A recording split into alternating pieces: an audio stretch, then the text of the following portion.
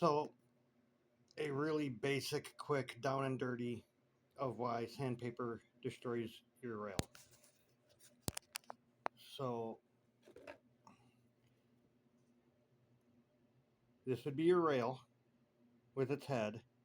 The wheel rides on that rail, and the flange does not touch the frog bottom. Now, after a while of sanding rail,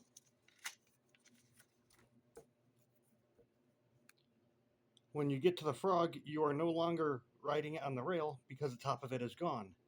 Your flange now rides up on the bottom of the frog, and that can pop your wheel off through switches. The more you sand, the more rail you remove. And there's with my great artwork too, my down and dirty of why you shouldn't sand rails. Now, there is a way you can sand rails, and that's with a paper bag. Because a paper bag is actually like, I'm just pulling a number out, 1,000,000 grit. I have actually used paper bag to finish wood to make it super smooth. Sure, you start with sandpaper with wood, but eventually you go to paper bag and it like polishes it almost. So use paper bag on your rail, although alcohol wipes are better.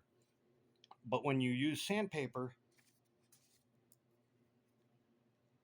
eventually you wear that head down and the wheel rides lower and lower and lower.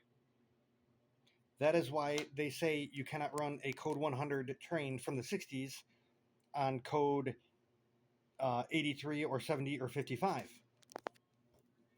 for this thing. I know for a fact code 100 does not run on code 83.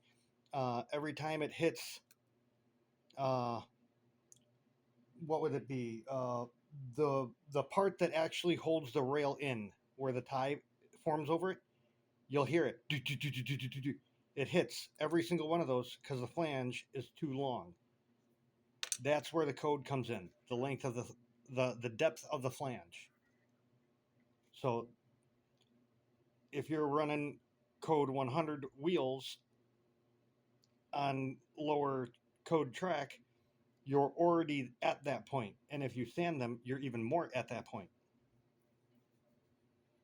You use code 55 wheels on code 55 track, you're fine until you start sanding that top down and sanding the top down. And over years, you're now riding on the track bed with the flanges. And that's that.